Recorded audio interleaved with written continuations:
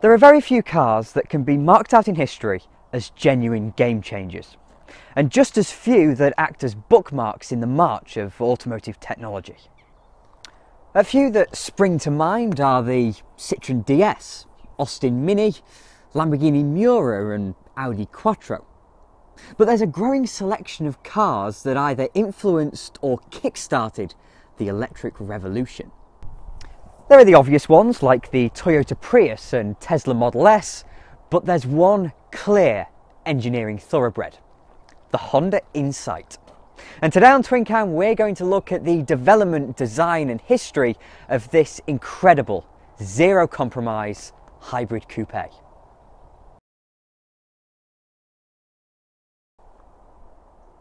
Before we begin, this car is currently for sale at Stockley Classic, so if you'd like to relive the world of an early adopter of hybrid technology, then do please follow the link in the description.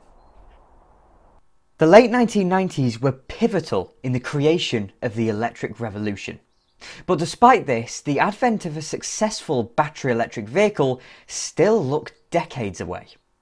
General Motors gave it a good go with the EV1, but not very many of those were built, and if you know that car even existed, then I'm sure you also know how that story ended.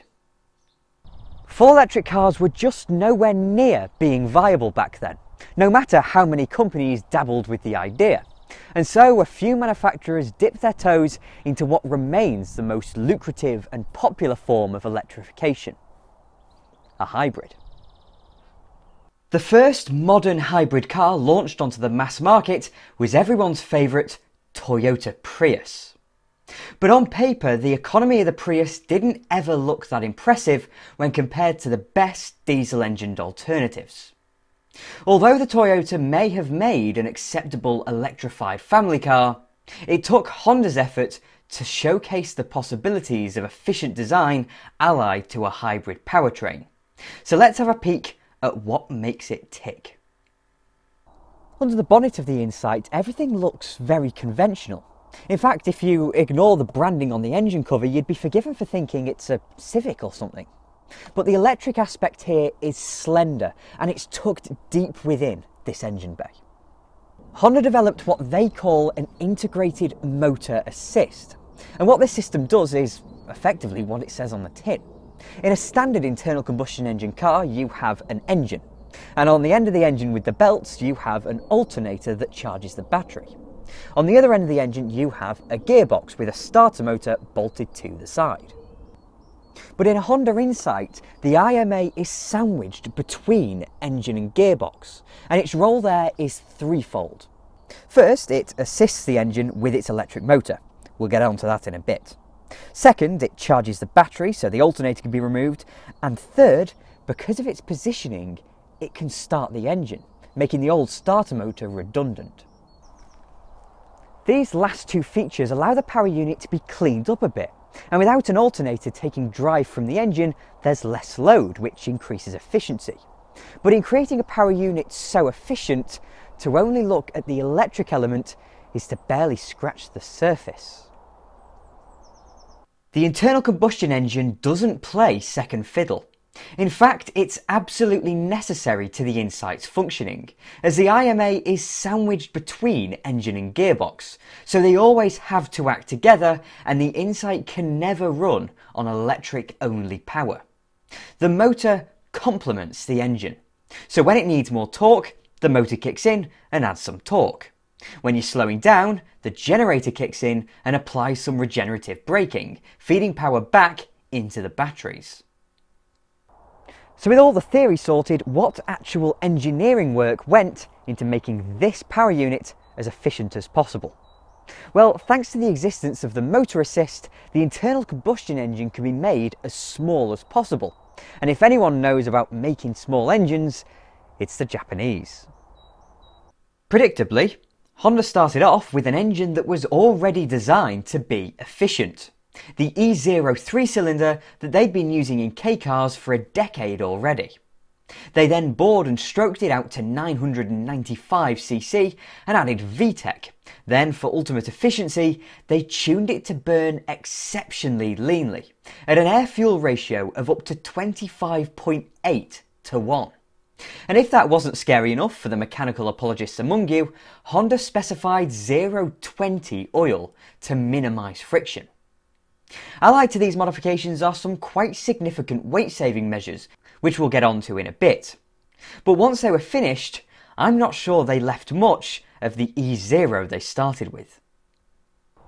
On its own, this engine would be incredibly sluggish, but the key to making the package work is, of course, the IMA on the end of the crankshaft.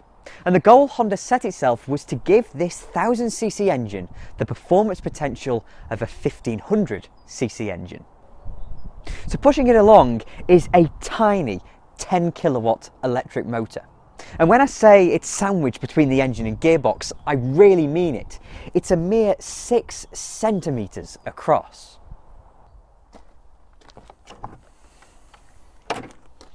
But what's a little bit bigger than 6 centimetres is the battery pack. And here's where the Insight becomes a bit of a thoroughbred. As to retain ultimate efficiency, Honda decided that the rear seat passengers could walk instead. Under the boot floor is a 6.5 amp hour pack. Again, it's 1999. The world's a very different place. And that doesn't just go for the capacity, because these cells are not lithium ion. They're nickel hydride. But with those batteries feeding the IMA and assisting the engine, the power unit produces about 73 brake horsepower, which is just about acceptable. And thanks to the inherent qualities of an electric motor, 91 pound-feet of torque at a very un-Honda-like 2000 RPM. And that torque figure is very important to the Insight's drivability, as in another attempt at maximum efficiency, the gears are exceptionally long. In fact, you can do 70 in second. But enough about angry pixies jumping up and down wires and snow white spark plugs. As soon as you walk up to an Insight, you know that it's something special, because it looks like the love child of a Honda CRX and a Citroën SM. And in this respect, it is completely unapologetic in its mission for efficiency. I love the Insight styling. It's not pretty, but it's striking, it's low, very swoopy, and has Citroën-esque rear wheel covers. But the wheel covers aren't the only part of the Insight that looks a bit Citroën, as the entire profile of the car, the way it swoops towards the rear, the haunches and the clear tapering inwards, all looks inspired by the likes of the Citroën DS and SM. Although it is slightly diluted by components like a rear wiper, Honda's engineers made a regular production car in 1999 with a drag coefficient of 0.25, making it the most aerodynamically efficient car on sale at the time. And while we're looking at the Insight's tapering towards the rear, we get a peek at the bicycle-like 165 section tyres, just to reduce resistance that bit further. The comparisons to the best engineering testbeds don't just end with the shape. As I alluded to before, weight saving played a big part in the Insight's development, and to look close to that we need to come back to the engine. Just for a second, I promise. By examining the lengths to which Honda went, we discover that this is a car at the centre of gram strategy, in shaving off every 1/10 of a gram possible so that it all adds up in the end. To that end, the block is aluminium. That's very common, I know, but what wasn't too common for 1999 was a plastic inlet manifold and a plastic cam cover. Then at the bottom of the engine, the sump is magnesium. But as if that wasn't enough, they drilled holes in the gears and employed hollow gear linkages. Even the structural stuff, like the engine mounts, are aluminium. Moving down the car, alloy wheels are standard. The brake calipers and drums are aluminium. A lot of the suspension is aluminium. The fuel tank is plastic. And biggest of all, the monocoque itself is all aluminium. And the Gram strategy didn't avoid the interior either. Obviously, not having rear seats helps with ejecting unnecessary weight, but in person you can see and feel where weight has been pulled out. All the plastics are thinner than they would be in any other Honda, and when all added together, this dedication to the cause means a curb weight of 838 kilograms. That's featherweight even for a conventional car, never mind one with all the electrical gubbins and batteries required to make it a hybrid. I'm surprised Honda didn't throw a set of guy ropes into the glove box to stop it floating away in the breeze. But the point of all this effort is, of course, efficiency.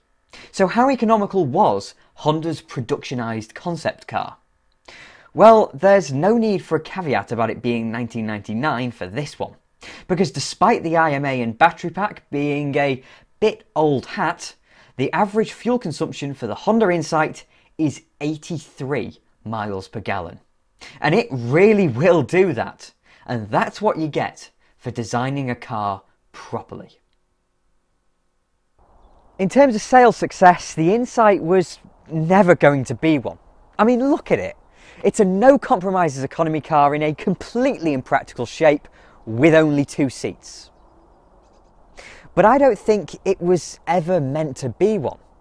It's a concept car that somehow managed to escape the design studio and go into production, if only to prove that hybrid technology could improve efficiency and was reliable. And for that reason, the Insight is a car that belongs in every motoring museum the world over. I've never been in a car before in which every single component is specialised for one particular purpose. Not a road-going car anyway. And on that note, thank you very much for watching. If you enjoyed the video, then please do click like and subscribe to TwinCam as well. I'm forever indebted to my wonderful Patreon supporters, so if you'd like to support me that way, then please do follow the link in the description. And I'll have more videos coming along soon.